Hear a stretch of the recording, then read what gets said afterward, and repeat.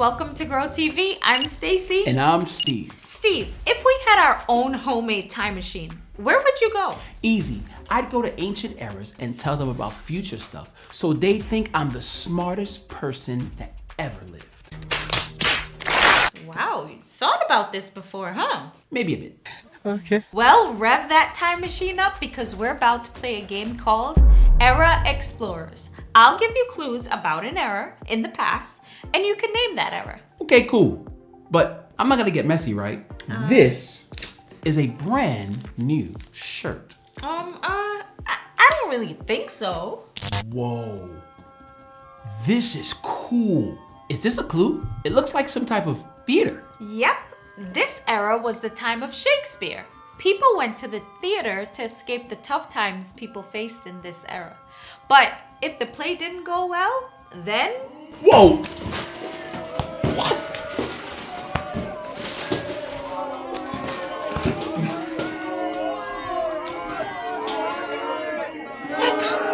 Cabbage too? What stinks? Oh, my shirt. Sorry. Do you have a guess? The medieval times. Would you stop throwing the cabbage and the tomatoes already? Bingo! Okay. All right, this seems safe. Looks like the studio of an artist during this era. Wow. Look at all these beautiful paintings. This was the era of Leonardo da Vinci and Michelangelo. Even the greatest artists made mistakes from time to time. And when they did... No! Renaissance. Next up! I don't want to play anymore. I'm good. Come on, it was just a few tomatoes and stinky cabbage and a little splash of paint. I'll be right back. I don't get it, Stace. You said I wasn't gonna get messy, but the new shirt I had on, it was ruined. I said I didn't think you'd get messy. Stacy! Okay. You're totally right. I'm sorry. I forgive you. Really? Just like that? Yeah, I mean, I know you're sorry, so I forgive you.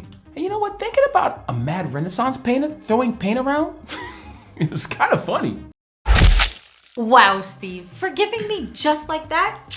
You're a great friend. Well, I've been forgiven for a lot, so yeah. That's true. God has forgiven us all so much. Seems like God is always ready to forgive. You know, that reminds me of a story about the prophet Jeremiah and a special message God gave for him to share. Today's Bible story comes from Jeremiah chapter 18.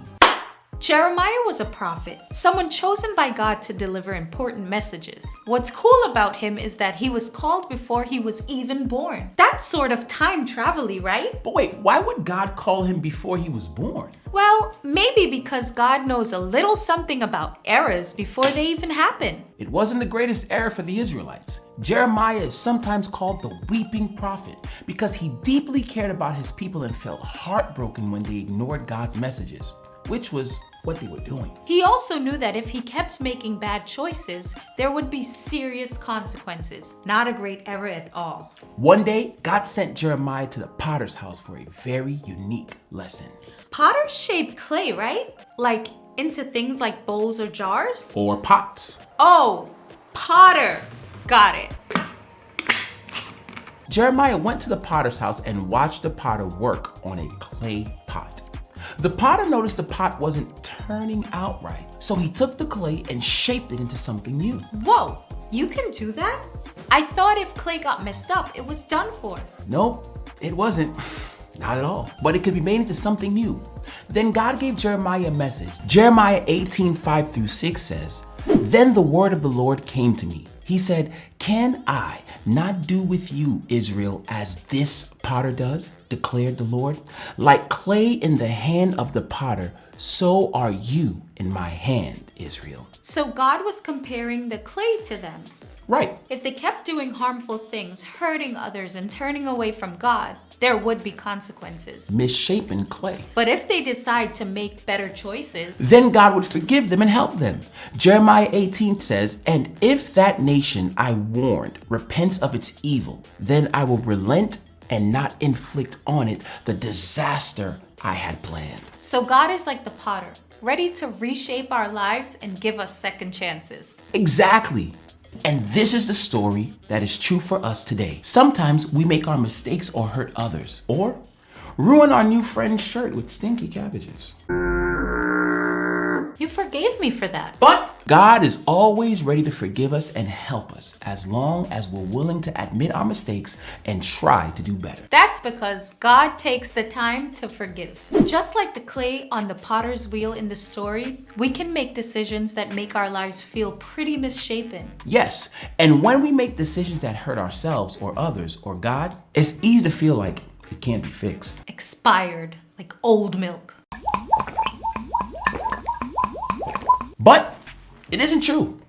No matter how misshapen our lives or relationships feel, we can always start again. And God will always craft those misshapen things into something new and awesome. We start by admitting our mistakes and asking God for forgiveness, because we all know that God takes time to forgive. What's this? Well, check it out. I washed that shirt, hung it up to dry, and then look what happened. Tie-dye. I love it. I think I'll wear it to remind myself about Jeremiah's message from God. Very cool. So I guess my mistake was really... Nah, don't push it. Don't push it. Thank you all for joining us. It's been awesome traveling through eras with you. Well, kinda awesome, but it was definitely cool to learn an important Bible lesson with you. It's always good to learn and grow together. Bye. Bye, guys. Today's Bible story comes from Jeremiah chapter 18. A long time ago, there was a man named Jeremiah. He lived in a city called Jerusalem in the southern kingdom of Judah. He was called by God to be a prophet, or God's special messenger, at a young age. God told Jeremiah that he was chosen to be a prophet before he was even born. Jeremiah was known as the weeping prophet. He cared so much about God's people and felt sad when they didn't listen to God. He cried because he knew that their poor choices would bring trouble, and he didn't want them to be hurt or in danger. Jeremiah did his best to encourage them to change their ways and follow God. One day, God told Jeremiah to go to a potter's house. God would give Jeremiah a message there. Do you know what a potter does? A potter is someone who makes pots and other things out of clay. So Jeremiah went to the potter's house and watched him work. The potter was making a pot from clay, but the pot didn't turn out right. So the potter decided to make the clay into a new pot with a shape that seemed best to him. Then God said to Jeremiah, "Just like the potter can change the shape of the clay, I can change what happens to the people of Israel." God said, "A kingdom that does things to hurt me and hurt others will be destroyed. But if the people of that kingdom choose to do what is right, then I will forgive them and make sure they are saved."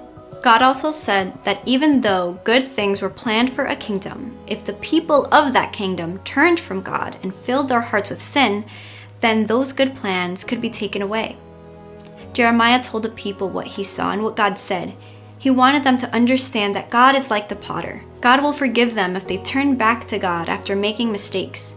The same is true for us. Sometimes we do things that make God sad, but if we ask God to forgive us, God will. That's because God takes the time to forgive.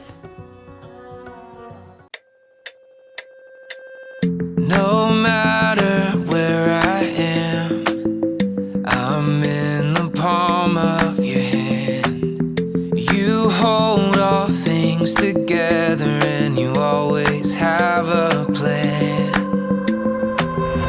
No giant is bigger than you. There's no battle you could ever lose. There's nothing that you can't do. I know when I'm weak, you're all the strength that I need. You won't ever let me down. I can count on you like 1, 2, 3, 4. 1, 2, 3, 4. Counting on you.